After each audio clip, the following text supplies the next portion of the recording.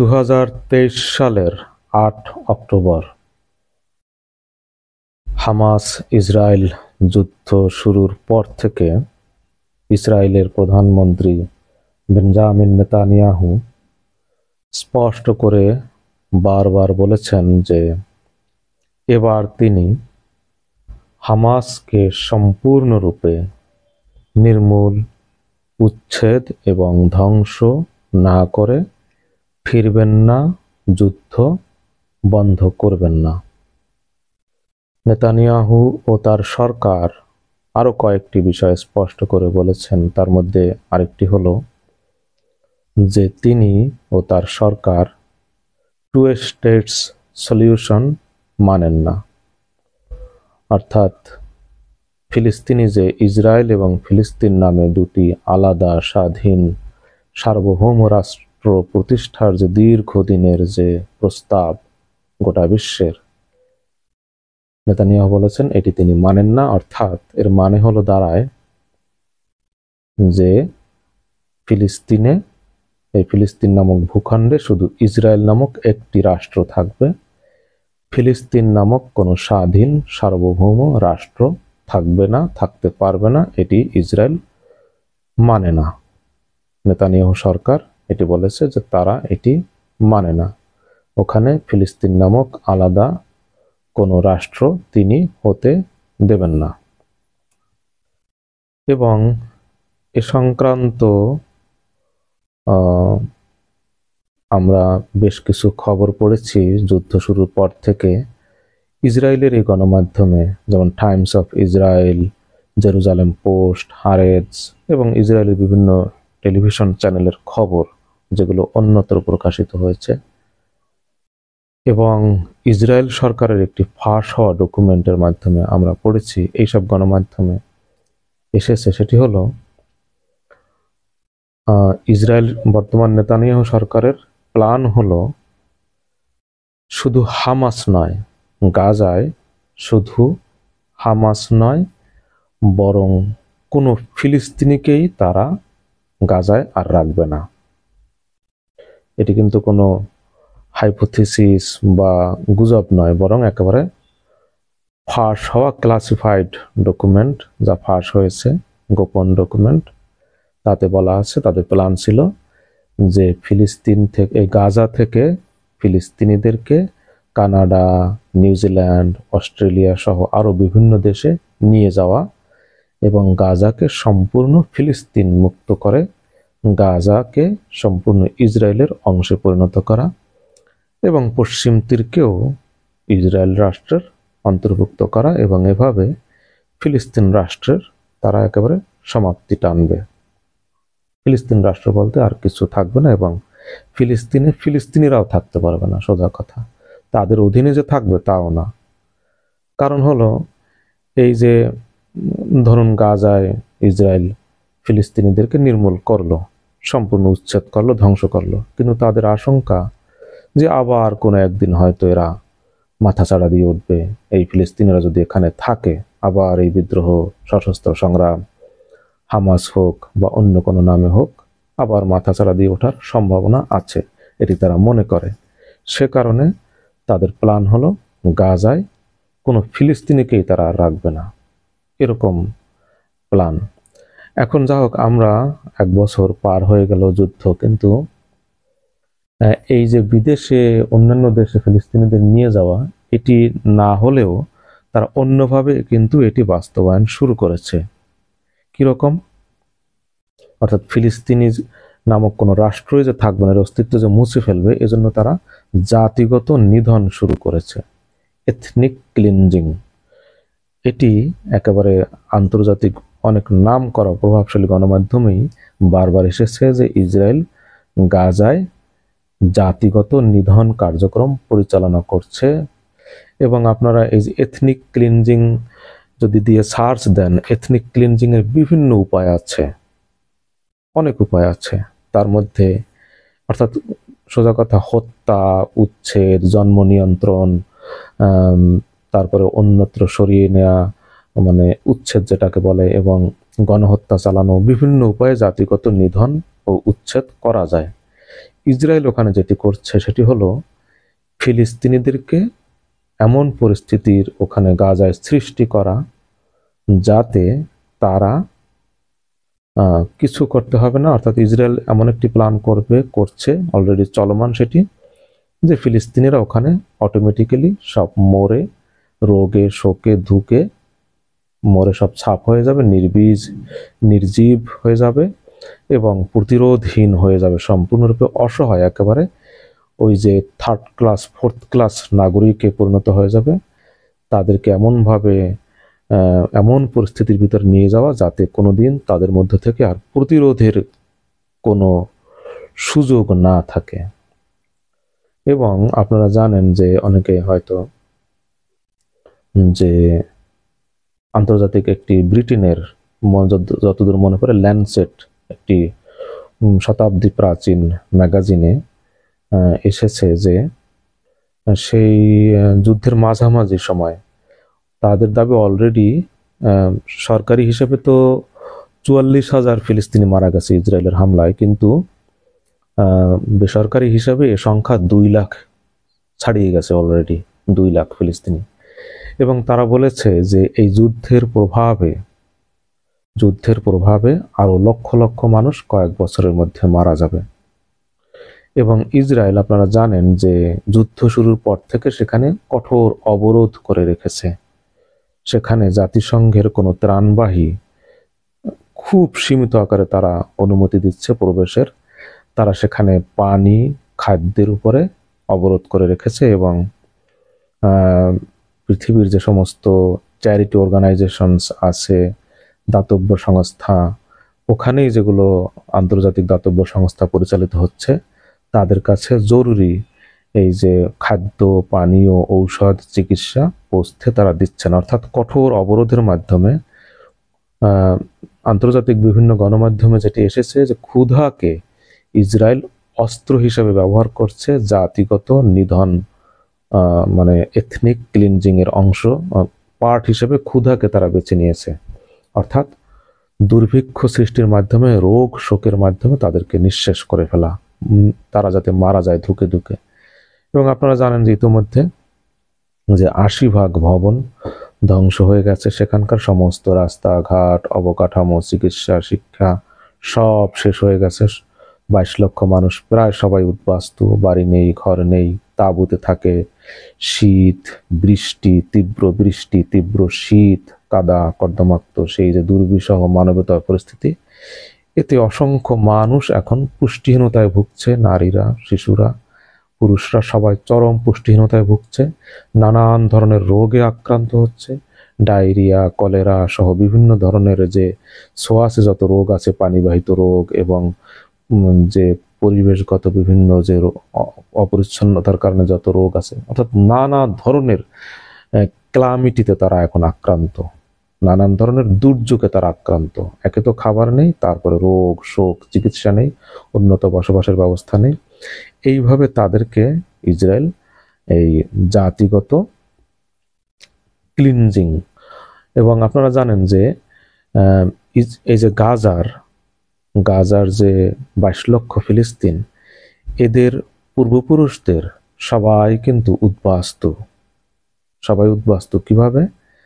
এই যে বর্তমানে ইসরায়েল নামক যে রাষ্ট্র, ঝকঝকে তকতকে সুন্দর সুরম্য সারি সারি বিল্ডিং, ভূমধ্যসাগরের তীরে যে সুন্দর সুন্দর শহর, এগুলো সব ছিল একসময় এখানেই ছিল। এই ফিলিস্তিন, গাজার যে ফিলিস্তিনরা বর্তমানে যে ইসরায়েল নামক রাষ্ট্র, এখানেই ছিল তাদের বসবাস, এটিই ছিল তাদের দেশ, এখানেই ছিল তাদের বাড়িঘর, ক্ষেত খামার, ব্যবসা বাণিজ্য।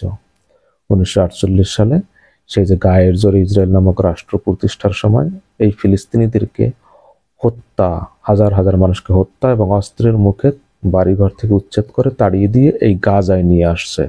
গাজায় তখন 10 লক্ষ, এই যে গোটা ইসরায়েল, এখন যেখানে ইসরায়েল রাষ্ট্র, এই ইসরায়েল থেকে এই গাজার ফিলিস্তিনিদের, এখন যে ফিলিস্তিনি, তাদের পূর্বপুরুষদের জোর করে হত্যা এবং অস্ত্রের মুখে জোর করে উচ্ছেদ করে এখানে নিয়ে এসে জড়ো করেছে। এবং সেই থেকে তারা উদ্বাস্তু ওখানে। এবং গাজাকে বলা হতো পৃথিবীর সবচেয়ে, আকাশের নিচে সবচেয়ে বড় কারাগার, কারণ এটি ইসরায়েল অবরুদ্ধ করে রেখেছে। এর এর সব দিকে ইসরায়েল, একদিকে মিশরের ওই যে রাফা এলাকা, আর একদিকে ভূমধ্য সাগর। ইসরায়েল এটাকে সেই 2007 সাল থেকে অবরোধ করে রেখেছে, গোটা বাইরের বিশ্ব থেকে বিচ্ছিন্ন। এবং যেহেতু এই গাজার ফিলিস্তিনিরা 1948 সাল থেকে উদ্বাস্তু, ফলে তারা সেই থেকে কিন্তু জাতিসংঘের ত্রাণ পেয়ে আসছে উদ্বাস্তু হিসেবে, তারা রিকগনাইজড উদ্বাস্তু এবং ত্রাণ। কিন্তু এই গাজা যুদ্ধ শুরুর পরে ইসরায়েল সেই জাতিসংঘকে সেখানে ত্রাণ বিতরণে চরম বাধা আরোপ করেছে। তাদের একমাত্র প্রধান খাদ্যের উৎস, জীবিকার উৎস জাতিসংঘের ত্রাণ। এবং যুদ্ধ শুরুর আগে তারা ইসরায়েলে গিয়ে কাজকর্ম করত, সব বন্ধ হয়ে গেছে। এখন নিজস্ব ওখানে কোনো সোর্স নেই, খাবার নেই, কাজ নেই, কর্ম নেই, সব ধ্বংস হয়ে গেছে, ম্যাসাকার হয়ে গেছে। অবকাঠামো, রাস্তাঘাট, বাড়িঘর, হাট বাজার, শিক্ষা, চিকিৎসা সব শেষ। এবং জাতিসংঘ থেকে যে ত্রাণ আসতো সেই ত্রাণও তারা বন্ধ রেখেছে। খুব সামান্য যুক্তরাষ্ট্র যখন চাপ দেয়, বাইরের বিশ্ব যখন চাপ দেয়, তখন অল্প কিছু সেখানে পৌঁছায়। যাক, তাহলে এই যে অবরোধ, খাদ্য অবরোধ, পানীয় অবরোধ সহ, এর মাধ্যমে ইসরায়েল ফিলিস্তিনিদের এথনিক ক্লিনজিং পরিচালনা করছে। এখন ওই যে ইসরায়েলের তাহলে যে স্বপ্ন যে ফিলিস্তিন নামক কোনো রাষ্ট্রই আর থাকবে না, ফিলিস্তিনিরাও ওখানে থাকতে পারবে না, এটি তাদের জন্য এখন বাস্তবায়নের ক্ষেত্রে এই আসাদের পতন আগ পর্যন্ত কিছুটা কঠিন তো ছিল, এই যে এইভাবে চলছিল। আসাদ পতনের পরে এটি এখন তাদের জন্য একেবারে পরিষ্কার হয়ে গেছে, সোজা রাস্তা, এই রাস্তায় আর কোনো বাধা নেই। এবং এই আসাদ পতনের পরে ইসরায়েলের প্রধানমন্ত্রী বেঞ্জামিন নেতানিয়াহু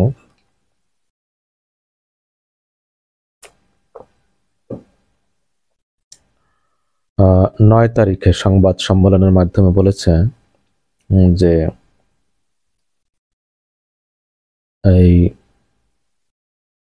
তিনি স্পষ্ট করে বলেছেন যে সমস্ত বাইরের বহির্বিশ্বের সমস্ত চাপ উপেক্ষা করে এবং অভ্যন্তরীণ যে তীব্র প্রেসার, যুদ্ধবন্ধের জন্য, যুদ্ধবন্দীদের ফিরিয়ে আনার জন্য, ইসরায়েলের ইতিহাসে, স্মরণকালের ইতিহাসে সবচেয়ে বড় বিক্ষোভ, টানা দীর্ঘদিন বিক্ষোভ হয়েছে ইসরায়েলের বিরুদ্ধে এই যুদ্ধ শুরুর, নেতানিয়াহু সরকারের বিরুদ্ধে এই যুদ্ধ শুরুর পর যুদ্ধ বন্ধের দাবিতে ইসরায়েলের ভেতর থেকে সবচেয়ে বড় বিক্ষোভ, প্রতিবাদ হয়েছে।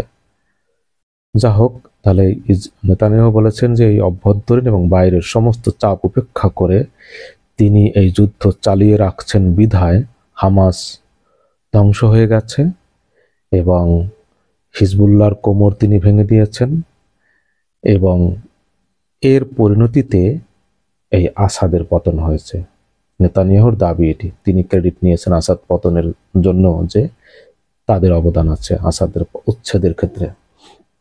অর্থাৎ তিনি বলতে চাচ্ছেন এই গাজা যুদ্ধ তিনি সমস্ত চাপ উপেক্ষা করে চালিয়ে গিয়েছেন বিধায়, এবং হিজবুল্লাহর লেবাননেও যুদ্ধ সম্প্রসারণ করেছেন বিধায় এই আসাদ সরকারের পতন হয়েছে।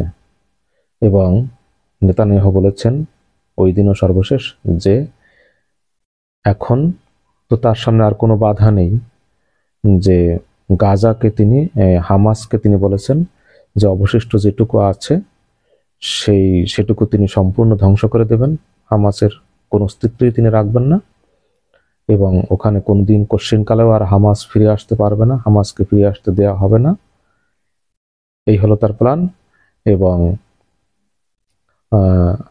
আমরা এবং আপনারা জেনেছেন যে এই আসাদের পতন আগ পর্যন্ত হামাসের কিছুটা হলেও বার্গেনিং পাওয়ার ছিল, কারণ হিজবুল্লাহ কোমর ভেঙে গেলেও আবার সম্ভাবনা একটা ছিল যে অন্তত তারা আবার ঘুরে দাঁড়াতে পারবে, বা এখনো হামলা চালিয়ে যাচ্ছে ইসরায়েলের বিরুদ্ধে।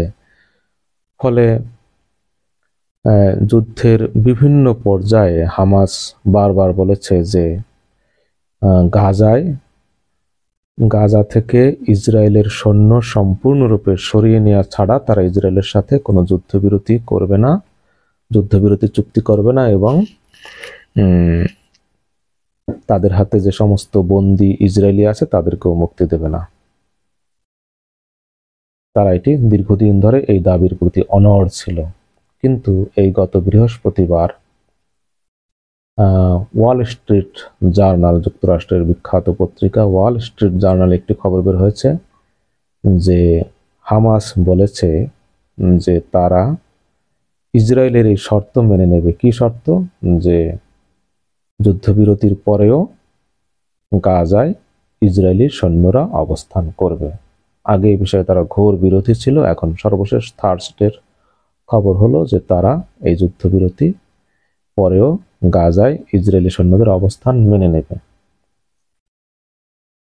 এবং 2 মাসের এই যুদ্ধবিরতির প্রস্তাব অনুযায়ী তারা ফেলে ইসরায়েলি বন্দীদেরও মুক্তি দেবে। এর আগে 10-12 দিন আগে লেবাননের একটি গণমাধ্যমের অনলাইন আল মায়াদিন একটি খবর পড়েছি। সেটি হলো, সেখানে হিজবুল্লাহর সোর্সে তারা উল্লেখ করেছে যে হামাসের একটি সোর্সে তারা উল্লেখ করেছে যে হামাসের এখন প্ল্যান হলো, যেহেতু তাদের সব শেষ ধ্বংস হয়ে গেছে, এখন তারা শেষ সুযোগ হিসাবে হামাসকে ওই তাদের চিরপ্রতিদ্বন্দ্বী ফাতা, ওই যে পশ্চিম তীরের ফিলিস্তিন নামক সরকারের যে প্রধান মাহমুদ আব্বাস, ইসরায়েল এবং যুক্তরাষ্ট্রের দালাল যিনি, তার হাতে এই গাজাকে তুলে দেবে। এটি যুক্তরাষ্ট্রের অনেক আগে থেকে প্রস্তাব ছিল যে গাজায় যুদ্ধবিরতির পরে মাহমুদ আব্বাসের সরকার ওখানে দায়িত্ব নেবে, হামাস ক্ষমতায় আসতে পারবে না এবং ইসরায়েলের এক্ষেত্রে ইসরায়েল সৈন্য না থাকলেও অসুবিধা নাই, এরকম প্রস্তাব ছিল তাদের। যা হোক, শেষ পর্যন্ত সেই প্রস্তাবই এখন হামাসকে মেনে নিতে হচ্ছে। কি অর্থাৎ হামাসের এখন যেহেতু সম্পূর্ণ আসাদের পতনের পরে একেবারে এটি পরিষ্কার হয়ে গেছে যে তাদের অস্তিত্ব এখন বিলীন হওয়া সময়ের ব্যাপার মাত্র। কারণ ইসরায়েলের সামনে তো আর কোনো বাধা নেই, এখন কোনো বাধা নেই। কারণ হিজবুল্লাহর যে অন্যতম আশ্রয়, প্রশ্রয়, প্রশিক্ষণ কেন্দ্র, ঘাঁটি সব লেবানন কেন্দ্রিক হলেও তাদের অন্যতম আশ্রয়, প্রশ্রয়, প্রশিক্ষণ ঘাঁটি ছিল সিরিয়ায় বসে ইরান হিজবুল্লাহকে পরিচালনা করত এবং লেবাননের ভিতরেও ইরানের জেনারেলরা, কর্মকর্তারা ছিল, কিন্তু সিরিয়াকে তারা ব্যবহার করত ইসরায়েল লেবাননে হিজবুল্লাহকে শক্তিশালী করা, প্রশিক্ষণ দেয়া, তাদের অস্ত্র দেয়া সহ বিভিন্ন যাবতীয় কাজে। কিন্তু এই আসাদের পতনের পরে যেহেতু সিরিয়া থেকে ইরানের বিদায় ঘটছে, হামাস যেহেতু ধ্বংস হয়ে গেছে, মানে প্রায় তাদের অধিকাংশ সৈন্য তো মারা গেছে, বাকিরা আহত, আর গাজা তো শেষ, মাটির সাথে মিশে গেছে। গাজায় কোথাও আশ্রয় নিয়ে যার যুদ্ধ করবে সে অবস্থাও তাদের নেই এখন। আর হিজবুল্লাহও শেষ, এবং হিজবুল্লাহর মাথায় শেষ বাড়ি পড়েছে এই আসাদের পতনের পরে। এই অবস্থায় এখন ইসরায়েলের সামনে তো আর কোনো বাধা নেই, তারা যা ইচ্ছা তাই করবে। এমনকি সিরিয়ারও যদি কোনো এলাকা ইসরায়েল দখল করে নেয়, কার কি করার আছে? অলরেডি তো দখল করে নিয়েছে কিছু এলাকা, যেমন গোলান মালভূমির যে এলাকা এই সিরিয়ার অধীনে ছিল, সেটি আসাদের পতনের পরপরই তারা দখলে নিয়েছে এবং 1974 সালের পর প্রথমবারের মতো তারা একেবারে যে ডিমিলিটারাইজ জোন, বেসামরিক যে জোন, উভয় দেশের মধ্যে যে বাফার জোন, নিরাপদ জোন, যেখানে কোনো দেশের সৈন্য অবস্থান করতে পারবে না, সেই বাফার জোন নিয়ম লঙ্ঘন করে তারা একেবারে সিরিয়ার সীমান্তে সৈন্য অবস্থান করছে এখন ইসরায়েলের। এবং ইসরায়েল আর্মি সিরিয়ার রাজধানী দামেস্কের একেবারে 13-14 মাইল কাছে চলে গেছে। একটি গ্রাম তারা দখল করে নিয়েছে গোলান মালভূমি ছাড়িয়ে, এবং গোলান মালভূমির উত্তরে হলো হারমন মাউন্টেন, এই হারমন মাউন্টেনও তারা দখল করেছে। হারমন মাউন্টেন ছাড়িয়ে একটি গ্রাম তারা দখল করে নিয়েছে, যেটি সিরিয়ার এবং এই রাজধানী দামেস্ক থেকে এটি মাত্র বেশি হলে 15 মাইল দূরে। এখানে এখন তারা অবস্থান করছে। এই হলো অবস্থা। ইসরায়েল ওখানে যা ইচ্ছা তাই করতে পারবে, করবে, কারো কিছু বলার নেই। এবং এক্ষেত্রে রয়েছে যুক্তরাষ্ট্রের পূর্ণ সমর্থন। ওই দেখেন না যে আসাদের পতনের পরপর টানা 4 দিন সিরিয়ায় বিমান হামলা চালিয়ে আসাদের আর্মি তো পালিয়ে গেছে, কিন্তু যে সমস্ত অস্ত্র রেখে গিয়েছিল, সমস্ত বিমান ঘাঁটি, নৌ ঘাঁটি, সমস্ত অস্ত্র নির্মাণ কারখানা এবং অস্ত্রের ডিপো সব ধ্বংস করে দিয়েছে। কে কি করেছে? কারো কি কিছু করার আছে? কেউ কি থামাতে পেরেছে? না অতীতে থামাতে পেরেছে, না এখন পারছে ইসরায়েলকে। তাহলে সিরিয়ায় তারা ধ্বংস নারকীয় তাণ্ডব চালিয়ে যাচ্ছে, যাতে সিরিয়া একেবারে একটি পঙ্গু রাষ্ট্রে পরিণত হয় মিলিটারিলি। সিরিয়া যেন কোনোদিন এই মাথা তুলে দাঁড়াতে না পারে। এখন যে কথা বলছিলাম যে এই যে সিরিয়াকে যে পঙ্গু করে দেবে, এই বিষয়টি ইনশাআল্লাহ একটু পরে আসবো। তার আগে আরেকটি বিষয় বলে নেই যে এই যে ইসরায়েল বলছে যে ফিলিস্তিন নামক কোনো রাষ্ট্র তারা রাখবে না, ফিলিস্তিন নামক কোনো রাষ্ট্র তারা মেনে নেবে না, ওখানে হতে দেবে না। বাস্তবে ফিলিস্তিন নামক কোনো রাষ্ট্র তো আসলে নাই সত্যিকার অর্থে। তাহলে কোন ফিলিস্তিন তারা আসলে ওখানে যে বলছে ফিলিস্তিন নামক কোনো রাষ্ট্র তারা রাখবে না, ফিলিস্তিন নামক রাষ্ট্র হতে দেবে না? বস্তুত এখন যে ফিলিস্তিন নামক রাষ্ট্র, অর্থাৎ ওই যে পশ্চিম তীর, ফিলিস্তিন নামক রাষ্ট্র হলো ওই যে পশ্চিম তীরে মাহমুদ আব্বাসের যে সরকার, নামে মাত্র তথাকথিত একটি রাষ্ট্র, নামে মাত্র একটি সরকার, যার নিজস্ব কোনো আর্মি নেই। ইসরায়েল আর্মি মোতায়েন আছে ওখানে 1967 সাল থেকে, এবং ওখানে 67 সালের পর থেকে ইসরায়েল ওখানে সেই পশ্চিম তীরে 9 লক্ষ ইহুদিদের বসতি স্থাপন করেছে। ওটা সম্পূর্ণরূপে ইসরায়েলের নিয়ন্ত্রণে। নামে মাত্র একটি ফিলিস্তিন রাষ্ট্র আছে, কিন্তু এই নামে মাত্র যে ফিলিস্তিন রাষ্ট্র আছে এটিও তারা ইসরায়েল আর রাখবে না। আসলে বাস্তবে ফিলিস্তিন নামক কোনো রাষ্ট্র সেই হজরত দাউদ এবং সুলাইমানের পরে কখনো আসলে ছিল না সত্যিকার অর্থে ফিলিস্তিন নামক রাষ্ট্র। কেবলমাত্র দাউদ এবং সুলাইমানের সময় ফিলিস্তিন নামক রাষ্ট্র ছিল, এবং দাউদ এবং সুলাইমানের যে কিংডম, রাজত্ব, বিশাল রাজত্ব, সেই রাজত্বের রাজধানী ছিল এই জেরুজালেম। ফিলিস্তিন ছিল এর কেন্দ্রভাগে। সেই দাউদ সুলাইমানের রাজত্বের সীমানা দক্ষিণে হলো বর্তমান মিশরের নীল নদের অববাহিকা, দক্ষিণ পূর্বে গোটা সৌদি আরব, ইয়েমেন, একেবারে ওমান পর্যন্ত, উত্তরে সিরিয়া, লেবানন ছাড়িয়ে তুরস্কের দক্ষিণ এলাকা পর্যন্ত, দক্ষিণের কিছু অংশ, এবং পূর্বে জর্ডান, ইরাক ছাড়িয়ে একেবারে কুয়েত পর্যন্ত। এই ছিল হযরত দাউদ সুলাইমানের বিরাট রাজত্ব। ওই সময় ছিল ফিলিস্তিন রাষ্ট্র। এরপরে হলো হযরত ঈসার সময়, দাউদ সুলাইমান তো তারও অনেক আগে, কয়েকশো বছর আগে। এরপরে ঈসার সময় এই ফিলিস্তিন ছিল রোমানদের অধীনে। এরপরে রোমানদের পতনের পর ফিলিস্তিন যায় হলো এই হযরত উমরের বিজয়ের পর। ওমর, আপনারা জানেন, ফিলিস্তিনে তার সময় কোনো যুদ্ধ না, এমনি ফিলিস্তিন তখন পরিত্যক্ত ছিল। ওমর গিয়ে সেখানে আবার আবাদ চালু করেন, মসজিদ স্থাপন করেন।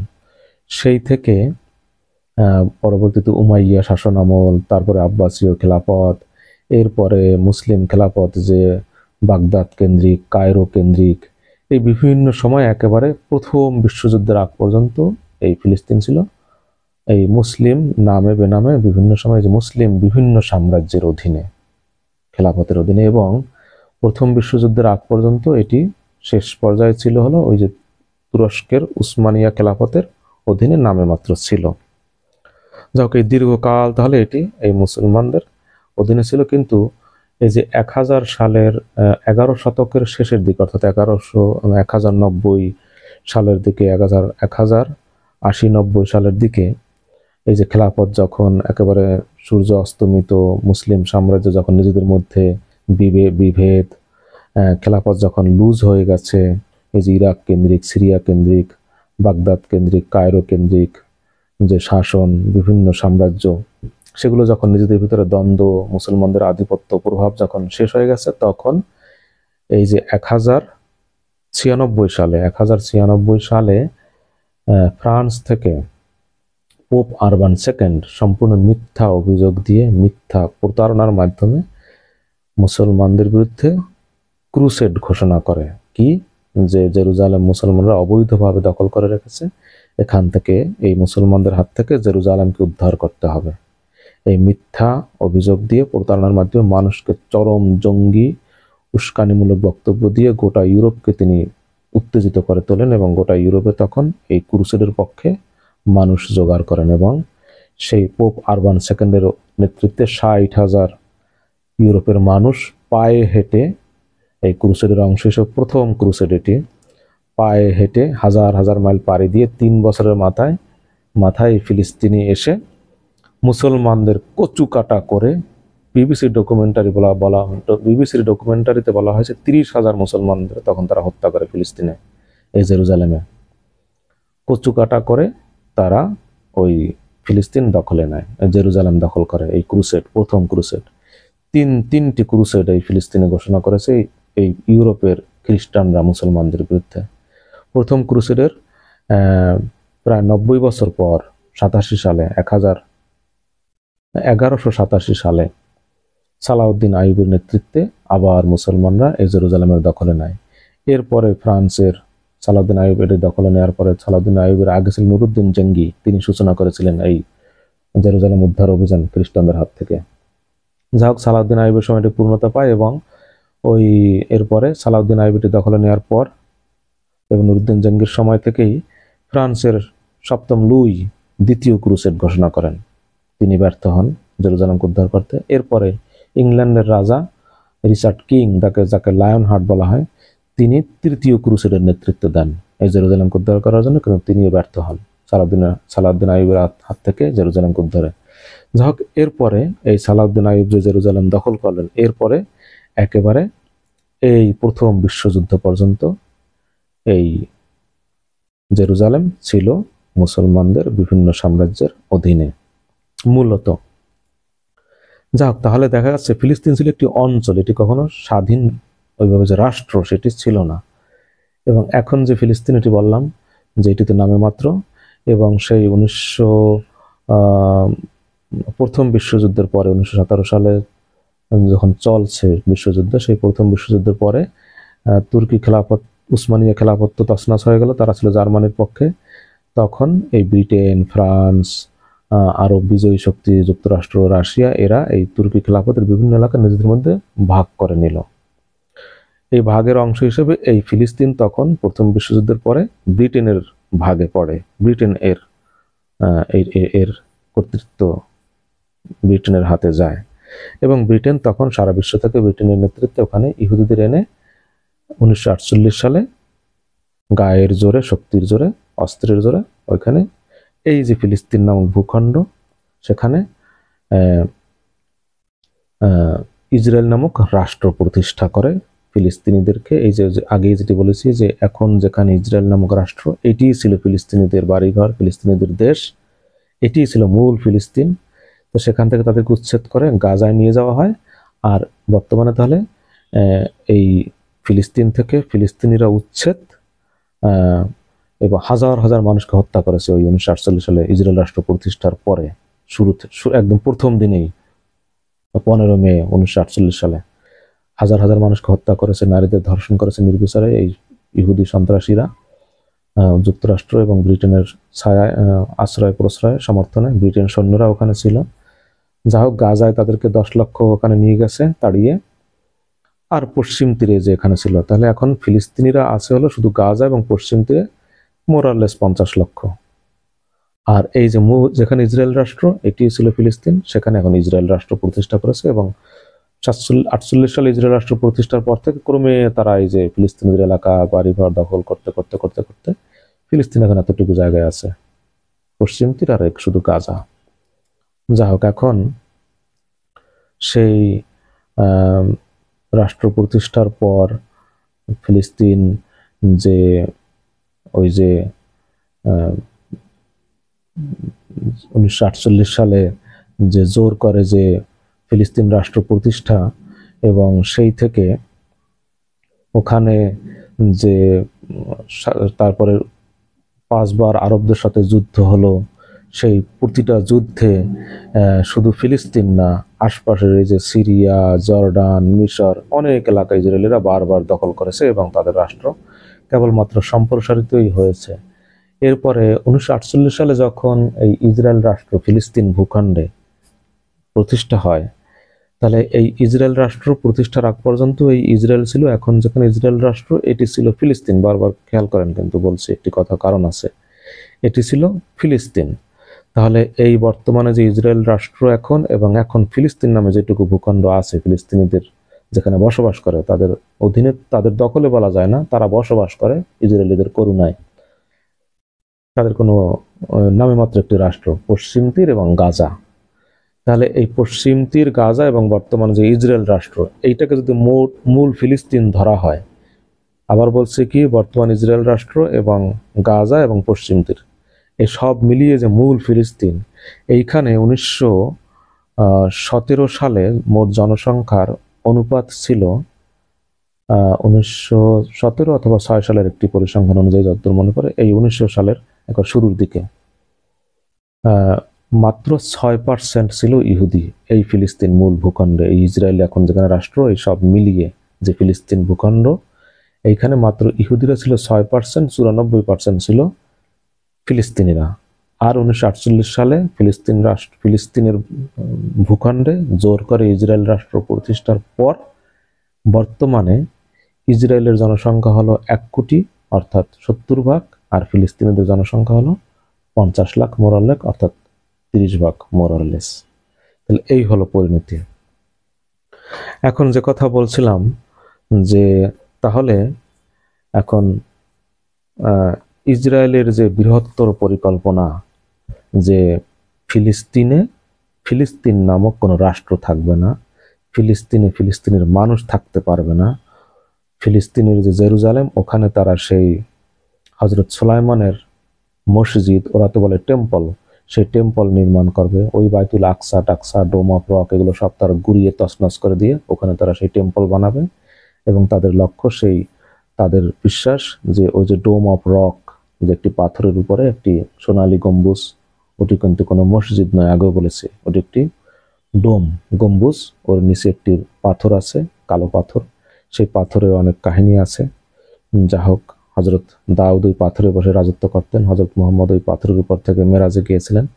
এবং ইহুদিদের বিশ্বাস যে ওই পাথরের নিচে অথবা ওই আকসা মসজিদের নিচে আছে হজরত মুসার একটি সিন্দুক, যে সিন্দুকে রক্ষিত আছে এই যে মুসার অলৌকিক লাঠি সহ আরো অনেক নিদর্শন।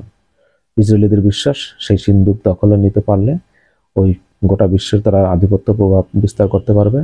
আর কোরআনে এই জেরুজালেমের পরিবেশকে বরকতময় বলেছেন কোরআনে আল্লাহ, তো ওই বরকতময় এলাকা তাদের দখলে নেবে, এই হলো তাদের প্ল্যান। এবং তাদের আরো প্ল্যান হলো বৃহত্তর ইসরায়েল রাষ্ট্র প্রতিষ্ঠা করা। ওই যে আগে বলছি, সেটি তো এখন অনেকটা অবাস্তবিক শুনতে মনে হতে পারে, কিন্তু অনেক নাটকীয় ঘটনা ঘটতে পারে। কিন্তু তাদের প্রথম টার্গেট হলো ফিলিস্তিন নামক কোনো রাষ্ট্রের অস্তিত্ব থাকবে না, এটি মুছে ফেলা। জেরুজালেমে তাদের সুলাইমানের টেম্পল নির্মাণ করা তাদের ভাষায়। তারপরে প্রাথমিক বৃহত্তর ইসরায়েল রাষ্ট্রের প্রথম অংশ হিসেবে লেবাননের দক্ষিণ অংশ দখল করা এবং সিরিয়ারও কিছু অংশ নিয়ন্ত্রণে নেওয়া। এরপরে হলো এটি হলো একটি দিক। এরপরে যেহেতু এখন আসাদের পতনের ফলে ইসরায়েলের সামনে ইরান বিদায় নিয়েছে, ইরান নিজেই এখন যেখানে দুর্বল, তার প্রক্সি বাহিনী যেখানে অবসান হয়েছে, প্রক্সি যুদ্ধ, যে তার যে হাতিয়ার ছিল ইরাকে, সিরিয়ায়, লেবাননে, ফিলিস্তিনে, তাদের যে সরাসরি নিয়ন্ত্রিত এবং সমর্থিত যে মিলিশিয়া বাহিনী, সেগুলো যেহেতু ইসরায়েল ধ্বংস করে দিয়েছে, এখন আসাদের পতনের মাধ্যমে যেহেতু এর বিদায় ঘটেছে, ইরানের বিদায় ঘটেছে, এখন ইসরায়েলের সামনে আর কোনো বাধা নেই তাদের সেই নীল নকশা বাস্তবায়নের, অর্থাৎ বৃহত্তর ইসরায়েল রাষ্ট্র এবং ফিলিস্তিন নামক রাষ্ট্রের অস্তিত্ব মুছে ফেলা। এটি গেল একটি দিক। আর আরেকটি বিষয় হলো যে ইসরায়েলকে তার এই যে সিরিয়া আসাদ মুক্ত হলো, এখন ইসরায়েল এবং যুক্তরাষ্ট্রের লক্ষ্য সিরিয়াকে শক্তিশালী হতে না দেয়া, সামরিকভাবে, অর্থনৈতিকভাবে। সে তার প্রথম অংশ তারা কিন্তু করে ফেলছে। প্রথম কাজটি কি করছে, এই যে আসাদের পতনের পরে 4 দিন টানা সামরিক হামলা চালিয়ে ইসরায়েলের সিরিয়ার মেরুদণ্ড, একেবারে সিরিয়ার আর্মি বলতে আর কিচ্ছু নাই, সৈন্যরা তো সব পালিয়ে গেছে, আসাদের খুনি আর্মি পালিয়ে গেছে। আর তারা যে অস্ত্র রেখে গিয়েছিল সে অস্ত্র ধ্বংস করে ফেলেছে, সমস্ত বিমান ঘাঁটি একেবারে মাটির সঙ্গে মিশিয়ে দিয়েছে, সমস্ত নৌঘাঁটি এবং ছোট বড় যত রণতরী ছিল সব মাটির সঙ্গে সব ধ্বংস করে ফেলেছে, সমস্ত missile system, air defence system, অস্ত্র গুদাম, অস্ত্র কারখানা সব শেষ। এবং ইসরায়েলের একটি টাইমস অফ ইসরায়েলে আমি দেখেছি, টাইমস অফ ইসরায়েলে দেখেছি বৃহস্পতিবার দেখেছি যে তারা বলছে ইসরায়েলের মিলিটারি, সিরিয়ার মিলিটারি বলতে এখন আর কিছু নাই, সিরিয়াকে যদি একটি শক্তিশালী মিলিটারি গঠন করতে হয় তাহলে কয়েক যুগ লাগবে এবং বিলিয়ন বিলিয়ন ডলার খরচ করতে হবে, যার সামর্থ্য তাদের নাই। যেখানে ভবিষ্যৎ সিরিয়াকে সম্পূর্ণ নির্ভর করতে হবে অন্যের উপরে, কারণ তাদের অর্থনীতি বলতে তো কিচ্ছু নাই। এই সিরিয়ার সরকার হবে একটি পঙ্গু সরকার, দুর্বল সরকার, অন্যের উপর নির্ভরশীল সরকার, এর ইসরায়েলের লক্ষ্য। এবং তাদের যে মিলিটারি ধ্বংস করে দিয়েছে এই মিলিটারি দাঁড় করাতে কয়েক যুগ লাগবে এবং এই বিলিয়ন বিলিয়ন ডলার খরচ করতে হবে। তাহলে ইসরায়েল এবং যুক্তরাষ্ট্রের লক্ষ্য সিরিয়াকে দুর্বল রাখা, যতটা সম্ভব নিয়ন্ত্রণে রাখা, তাদের কবজায় রাখা। আর ওখানে এখন সিরিয়ায় যুক্তরাষ্ট্রের সঙ্গে এবং ইসরায়েলের সঙ্গে বিরোধ আসন্ন তুরস্কের, কারণ তুরস্ক চাইবে সিরিয়াকে শক্তিশালী করতে। তুরস্কের বিরাট সম্ভাবনা আছে, কারণ তুরস্ক যেহেতু সিরিয়ার আর্মি বলতে কিছু নাই, তুরস্ক নিজের নিরাপত্তার জন্য নিজের স্বার্থে সিরিয়াকে শক্তিশালী করবে, নিজের নিরাপত্তার জন্য। কারণ সিরিয়া যদি না থাকে, সিরিয়া যদি ইসরায়েলের নিয়ন্ত্রণে চলে যায়, তুরস্ক বর্ডার পর্যন্ত, যেহেতু সিরিয়ার বর্ডার, সিরিয়া এবং তুরস্ক সীমান্ত, কিন্তু সীমান্ত উত্তর সিরিয়া তুরস্কের সাথে লাগানো। তাহলে সিরিয়া যদি অনিরাপদ হয়, সিরিয়া যদি ইসরায়েলের কন্ট্রোলে থাকে, তাহলে সেটি তুরস্কের নিরাপত্তার জন্য বড় ধরনের হুমকি। সেজন্য তুরস্ক চাইবে সিরিয়াকে শক্তিশালী করতে, সিরিয়ার আর্মিকে শক্তিশালী করতে। এবং তুরস্ক যেহেতু আর্মির সামরিক দিক দিয়ে অনেক শক্তিশালী একটি দেশ গোটা ইউরোপ এবং গোটা বিশ্বে, এবং তুরস্ক ড্রোন যেহেতু সারা বিশ্বে আলোচিত, তুরস্ক চাইবে সিরিয়াকে অস্ত্র দিয়ে, অস্ত্র বিক্রি করে হলেও এবং অনুদান দিয়ে হলেও সিরিয়ার মিলিটারিকে দাঁড় করাতে তার নিজের স্বার্থে। এই নিয়ে কিন্তু ওখানে যুক্তরাষ্ট্র এবং তুরস্কের বিরোধ, যুক্তরাষ্ট্র সিরিয়ার বিরোধ আসন্ন, মাস্ট হবেই হবে। তাহলে এটি লক্ষ্য রেখে তুরস্ক যাতে ওখানে প্রভাব বিস্তার করতে না পারে, সেজন্য ইসরায়েলের এখন লক্ষ্য সিরিয়ায় তাদের প্রভাব বিস্তার করা। এরপরে তাদের আরেকটি লক্ষ্য হলো, যেহেতু ইরান নাই, ইরানকে যেহেতু, এবং এই জন্য আমি বলবো ইরান নিজে দায়ী, সে বিষয়ে আলাদা ইনশাল্লাহ আরেকটি ভিডিও করব, যে এই যে 7ই অক্টোবর তাদের হামাসের যে আত্মঘাতী হামলা ইসরায়েলে, এর পরিণতিতেই তো এই যে গাজা শেষ হয়ে গেল, হামাস শেষ হয়ে গেল, হিজবুল্লাহ শেষ হয়ে গেল, আসাদের শেষ হয়ে গেল। আসাদ পতনে আমি খুশি, কিন্তু বাস্তবতা হলো এই যে আসাদ পতনে ইরানের ওখান থেকে বিদায় নিয়ে ইসরায়েল এখন মধ্যপ্রাচ্যে বাধাহীন এক হায়না, তারা যা ইচ্ছা তাই করবে, এখন কারো বাধা দেওয়ার কিচ্ছু নাই। এবং এক্ষেত্রে তাদের সহায়তা করার জন্য যুক্তরাষ্ট্র এক পায়ে দাঁড়ানো। এবং আপনারা জানেন যে ট্রাম্প ক্ষমতায় আসার পর থেকেই তো বলা হচ্ছিল যে বিশ্বে বড় ধরনের একটি পরিবর্তন ঘটতে যাচ্ছে, কারণ সে হলো যুদ্ধ বিরোধী, ইউক্রেন যুদ্ধ বন্ধ করে দেবে বলছে, গাজা যুদ্ধ বন্ধ করে দেবে। ট্রাম্প কিন্তু আরেকটি মারাত্মক দিক আছে তার, সেটি হলো এই যে পশ্চিম তীর। আপনারা জানেন যে নেতানিয়াহু এর আগে যখন ক্ষমতায় ছিল, তখন নেতানিয়াহু পশ্চিম তীরকে ইসরায়েলের সংবিধানের অংশ, অর্থাৎ ইসরায়েল রাষ্ট্রের সার্বভৌম অংশে পরিণত করার উদ্যোগ নিয়েছিল। কিন্তু যুক্তরাষ্ট্র সহ পশ্চিমা বিশ্বের ওই ওবামা প্রশাসনের সময়, ওবামা প্রশাসন এবং ওই সময় ডেমোক্র্যাটরা সমর্থন দেয়নি এবং গোটা ওয়েস্টার্ন ওয়ার্ল্ড কঠোর বিরোধিতা করেছিল, ইউরোপিয়ান ইউনিয়ন। তাহলে সেটি তারা বিরোধিতা করেছিল, ফলে নেতানিয়াহু আর সেটি বাস্তবায়ন করতে পারে নাই। কিন্তু ট্রাম্প কিন্তু এই পশ্চিম তীরকে ইসরায়েল রাষ্ট্রের সার্বভৌম অংশে পরিণত করার পক্ষে। এখন ট্রাম্প ক্ষমতায় আসছে, ট্রাম্প কিন্তু এখন ইসরায়েল নতুন করে কিন্তু এই উদ্যোগ নেবে। ওই যে বললাম যে ফিলিস্তিন নামক কোনো রাষ্ট্র যে থাকবে না, ফিলিস্তিন নামক কোনো রাষ্ট্র যে থাকবে না, এখন তার যে অংশ, তাতে কি তার অংশ হিসেবে পশ্চিম তীরকে তাদের সার্বভৌম অংশ করে, ইসরায়েল রাষ্ট্রের সার্বভৌম অংশ করবে, গাজাকে তাদের সার্বভৌম অংশ করবে, এবং ওখান থেকে ওখানের জাতিগত নিধন কার্যক্রম পরিচালনা করবে ফিলিস্তিনিদের বিরুদ্ধে। এটি এখন ট্রাম্পের আশায় ইসরায়েল সমর্থন পাবে ব্যাপকভাবে। আরেকটি দিক হলো, ওই যে বলছিলাম যে 2 স্টেটস সলিউশন, এটি কিন্তু এখন অনেকটা অকার্যকর হয়ে গেছে।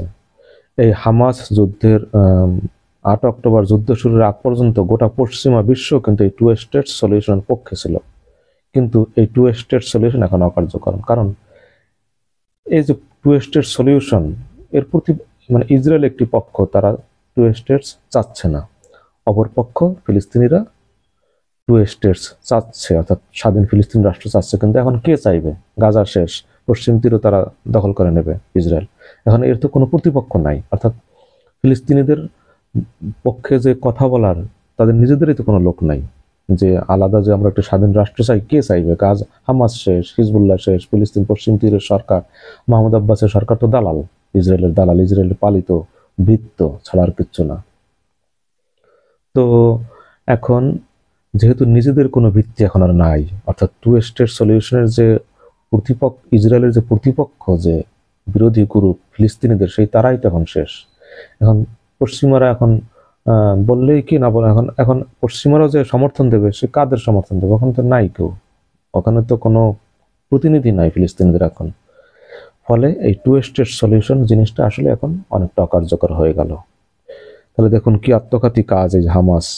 7 অক্টোবর যে ইসরায়েল হামলা করে 1200 লোককে হত্যা করলো, 250 লোককে জিম্মি করলো। আমি কিন্তু ফেসবুকে তখনই এর তীব্র নিন্দা ধিক্কার জানিয়ে বিবৃতি দিয়ে মানে একটি পোস্ট দিয়েছিলাম, অনেকে এর তীব্র সমালোচনা করেছিল। যা হোক, দেখুন এর পরিণতিতে এখন হামাস শেষ হয়ে গেল, গাজা শেষ হয়ে গেল, 7 অক্টোবর আক্রমণের জন্য টু স্টেট সলিউশন যেটি, তার ভিত্তি নষ্ট হয়ে গেল, অকার্যকর হয়ে গেল। যেটা গোটা পশ্চিমা বিশ্ব সমর্থন করেছিল সেটি এখন শেষ। হিজবুল্লাহ শেষ, আসাদ শেষ, সিরিয়া শেষ, ইরান শেষ। ইরানের কোনো খাওয়া এখন আর এখানে নাই। ফলে টু স্টেট সলিউশন মারা গেছে এই আসাদের পতনের মধ্য দিয়ে। এবং আসাদের পতন তো একটা কালমিনেশন, মূলত এই যে 7 অক্টোবরের আত্মঘাতী হামলার পরিণতিতে সব ম্যাসাকার হয়ে গেল, শেষ হয়ে গেল। মানে কবে আবার হয় তা আল্লাহ ভালো জানেন। তাহলে ট্রাম্পের সহায়তায় ইসরায়েল এখন ওখানে এই যে গাজা মানে ফিলিস্তিন নামক রাষ্ট্রের যে অস্তিত্ব বিলুপ্ত করা, সেটি এগিয়ে নিতে পারবে। আরেকটি কাজ হবে, সেটি হলো যে ট্রাম্পের আগের বার ক্ষমতায় থাকতে আব্রাহাম অ্যাকর্ডের নামে শেষের দিকে এই যে সংযুক্ত আরব আমিরাত এবং বাহরাইনের মাধ্যমে বাহরাইন ইসরায়েলকে স্বীকৃতি দিয়েছিল, ইসরায়েলের সাথে শান্তি চুক্তি করেছিল। এখন কিন্তু ট্রাম্প আবার এখন ক্ষমতায় নিতে যাচ্ছে, এই যে জানুয়ারিতে ক্ষমতা নেবে, 20 জানুয়ারি মনে হয়, হ্যাঁ, হোয়াইট হাউসে প্রবেশের পরে সে এই আরবের এখন যে সমস্ত দেশ আছে, সৌদি আরব, টৌদি আরব, এদেরকে ধমক তামক দিয়ে, হুমকি ধামকি দিয়ে এই ইসরায়েলের সঙ্গে শান্তি চুক্তি স্থাপনের সব চেষ্টা করবে, ইসরায়েলকে স্বীকৃতি দেওয়া, ইসরায়েলকে মেনে নেওয়া। অর্থাৎ আরবের এখন যেগুলো, এগুলো তো মূলত আরবের বিভিন্ন যে দেশ, এগুলো তো যুক্তরাষ্ট্রের গোলাম, কেনা কেনা গোলাম, অর্থাৎ কৃতদাস সোজা কথা, আরবের যে রাজ পরিবারগুলো। এবং ওই আব্রাহাম অ্যাকর্ড তো হয়েছিল ট্রাম্পের আগের আমলের শেষ পর্যায়ে, তখন শুধু সংযুক্ত আরব আমিরাত এবং বাহরাইন শান্তি চুক্তি করে ইসরায়েলকে স্বীকৃতি দিয়েছিল, কিন্তু সুদান, মরক্কো সহ আরো অনেক দেশ লাইনে দাঁড়িয়েছিল ইসরায়েলকে স্বীকৃতি দেওয়ার জন্য, এই যে যুক্তরাষ্ট্রকে খুশি করার জন্য। যা হোক, এখন ট্রাম্প নতুন করে নিশ্চয়ই উদ্যোগ নেবে, মানে এটি হাইপোথিসিস, যে আরব অন্যান্য রাষ্ট্রগুলোকে বাধ্য করতে পারে যে ইসরায়েলকে স্বীকৃতি দেওয়া, ইসরায়েলের সঙ্গে সম্পর্ক স্বাভাবিক করা, ইসরায়েলের সঙ্গে কূটনৈতিক সম্পর্ক স্থাপন করা প্রকাশ্যে। গোপনে তো তারা এখন করছেই, যদিও মুখে বলে না। ইসরায়েলের সঙ্গে তাদের খুব খাতির সমস্ত আরবদের আছে। যা হোক, তাহলে এটি হলো একটি ভবিষ্যৎ সিনারিও, যে তাহলে ইসরায়েলই হবে ওখানে এখন অল ইন অল, তারা যা ইচ্ছা তাই করবে, যা ইচ্ছা তা প্ল্যান বাস্তবায়ন করবে, তাদের বাধা দেওয়ার আর কেউ নাই। এবং আরব ইসরায়েলি হবে মধ্যপ্রাচ্যের এখন সুপার পাওয়ার। এবং এই নিয়ে ভবিষ্যতে আরো অনেক ডাইমেনশন আছে। রাশিয়াও তো ওখানে, রাশিয়ার প্রতি কিন্তু বিরাট বড় আঘাত মধ্যপ্রাচ্যে। তারা এই যে গত 1 দশকে মধ্যপ্রাচ্যে যে অবস্থান করে নিয়েছিল, তারও দুর্বল হয়ে যাবে। চীনের অবস্থা কি হয় আল্লাহ জানে। এখন ভবিষ্যতে অনেক কিছু ঘটতে পারে। এটি সব যেটি মানে বাস্তব, সেটি হলো যে ইসরায়েল এখন ওখানে একক স্টেক হোল্ডার কিন্তু হয়ে গেল। অর্থাৎ ইসরায়েল নেতানিয়াহু বলেছে যে মধ্যপ্রাচ্যের চেহারা তিনি পাল্টে দেবেন, অলরেডি পাল্টে গেছে। এখন ভবিষ্যতে দ্বন্দ্ব হবে, সিরিয়া নিয়ে অনেক নাটকীয় ঘটনার অবতারণা ঘটতে পারে, অনেক নাটকীয় ঘটনা। শুধু সিরিয়া মধ্যপ্রাচ্য নয়, গোটা বিশ্বে অনেক বড় বড় চমক ঘটতে পারে এই ফিলিস্তিনকে ঘিরে, সিরিয়া ঘিরে। কারণ তিনটি ক্রুসেড হয়েছে এই ফিলিস্তিন ঘিরে, হাজার হাজার, শত নয়, হাজার নয়, লক্ষ লক্ষ মানুষ মারা গেছে এই ফিলিস্তিন ঘিরে ক্রুসেডের মাধ্যমে।